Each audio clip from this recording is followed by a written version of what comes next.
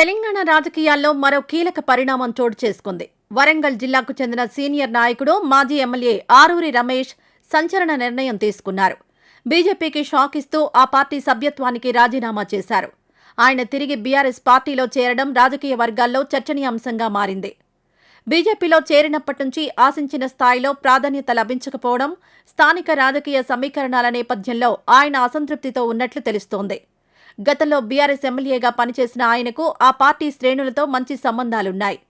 మాజీ CM, BRS అధినేత కేసీఆర్ నాయకత్వంలోనే పనిచేయడం మేలని ఆయన భావిస్తున్నట్లు సమాచారం.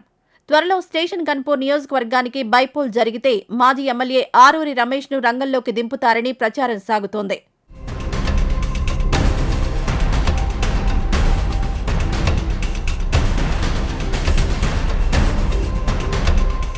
గత అసెంబ్లీ ఎన్నికల తర్వాత గులాబీ పార్టీ నుంచి కమలం పార్టీలోకి జంప్ కొట్టారు మాజీ ఎమ్మెల్యే ఆరూరి రమేష్. వర్ధన్నపేట నుంచి 2 సార్లు ఎమ్మెల్యేగా గెలిచిన ఆరూరి రమేష్ 2023 ఎన్నికల్లో ఓటమి పాలయ్యారు. వర్ధన్నపేటలో కేఆర్ నాగరాజు చేతిలో ఘోరంగా ఓడిపోయారు. అయితే ఎన్నికల్లో ఓటమి తర్వాత వరంగల్ ఎంపీ టికెట్ ఆశించిన ఆరూరి రమేష్కు బీఆర్ఎస్ హైకమాండ్ జలకిచ్చింది. వరంగల్ ఎంపీ టికెట్ను నిరాకరించడంతో ఆయన కమలం కండువా కప్పుకున్నారు. అనంతరం బీజేపీ తరపున ఎంపీ అభ్యర్థిగా పోటీ చేసిన ఆరూరి రమేష్ కడియం కావ్య చేతిలో పరాజయం పాలయ్యారు. అయితే ఇన్నాళ్లు కమలం పార్టీలో అయిష్టంగానే కొనసాగిన ఆరూరి ఇప్పుడు తిరిగి సొంత గూటికి చేరడం వెనుక పెద్ద ప్లానే ఉందని ప్రచారం సాగుతోంది.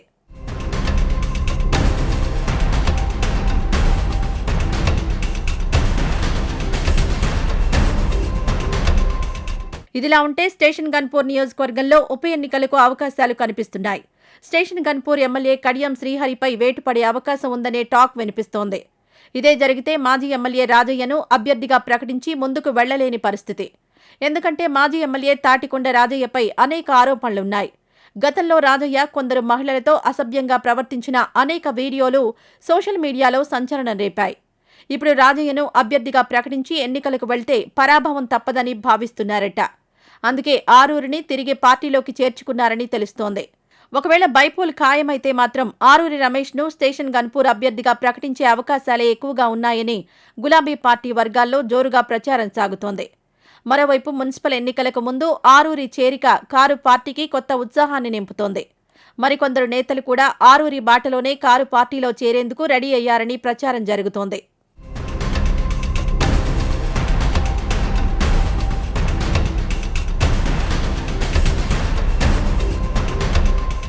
మొత్తం మీద మాజీ ఎమ్మెల్యే ఆరూరి రమేష్ వంటి బలమైన నేత తిరిగి రావడంతో బీఆర్ఎస్ క్యాడర్లోనూ సంతోషం కనిపిస్తోంది.